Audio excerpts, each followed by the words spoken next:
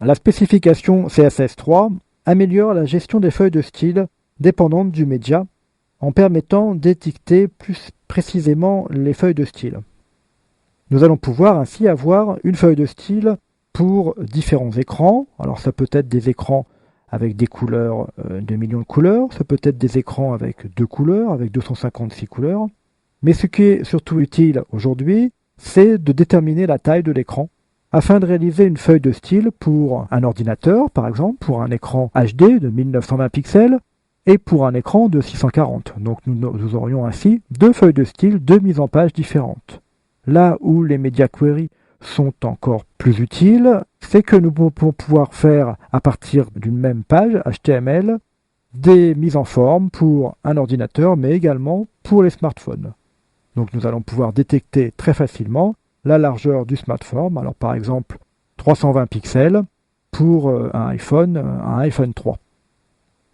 Donc nous allons réaliser cela.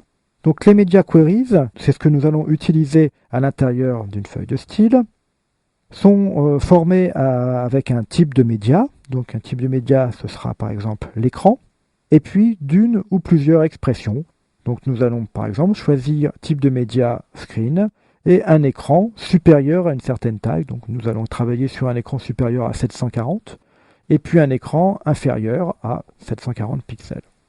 Donc à l'intérieur de cette zone style, je vais tout d'abord écrire ce fameux Media Query, donc qui commencera par le symbole at, comme précédemment au niveau des animations, média. Donc nous allons choisir le média, donc at media screen. Et puis nous allons lui proposer également une taille and, un espace et une taille minimum min-width de 740 pixels.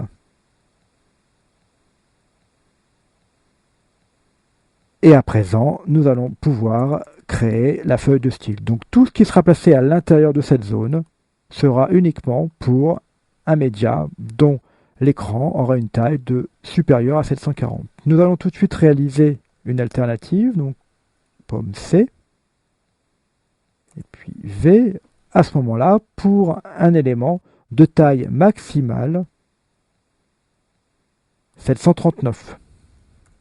Nous aurons ainsi tous les médias jusqu'à une taille maxi de 739 auront une certaine propriété et lorsque l'écran sera une taille supérieure, notre page s'affichera d'une autre méthode.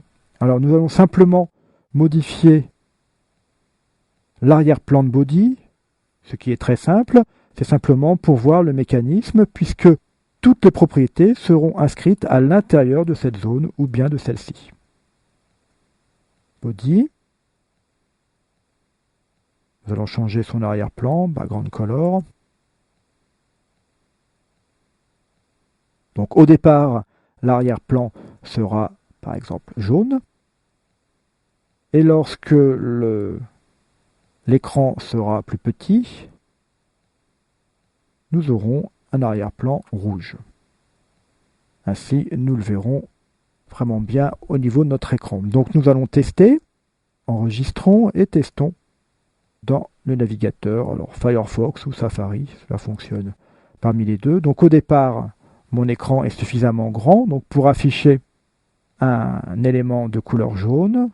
Je réduis la taille de la fenêtre de mon navigateur et au moment où on passe dans une valeur inférieure à 739, le fond d'écran passe bien en rouge. Donc vous pourriez ainsi, à cet endroit-là, travailler toute la mise en page pour les différentes tailles d'écran. Au niveau des Media Query, de la syntaxe ici, nous allons pouvoir écrire le type de média. Alors le type de média, ce peut être cet écran, donc screen, mais ce peut être également oral, pour quelque chose au niveau uniquement oral, du braille, ça peut être un média print, un média projection, Au niveau des différentes valeurs, ici, au niveau de cette expression, nous allons pouvoir utiliser min-width, nous allons pouvoir également utiliser max-width. Nous pouvons utiliser tout simplement width ou bien height. Nous pouvons utiliser device width, max device width. Nous pouvons également utiliser color, comme je vous l'ai dit précédemment, ou bien, par exemple, résolution ou min résolution. Vous pourrez trouver de nombreuses indications concernant les media queries sur le site du W3C, donc à l'adresse suivante, http://www.w3.org/tr/css3-mediaqueries. Nous allons aller voir simplement ce site. Voici, donc l'adresse est bien css3-mediaquery. Donc nous arrivons sur cette page qui va vous indiquer différentes petites propriétés et notamment les différentes expressions ici, donc largeur, hauteur, device width, orientation, aspect ratio, celle dont nous avons parlé à l'instant, donc qui se place au niveau de notre media query après le end. Voilà, donc color. Donc nous avons utilisé des widths, le min width qui était là par exemple.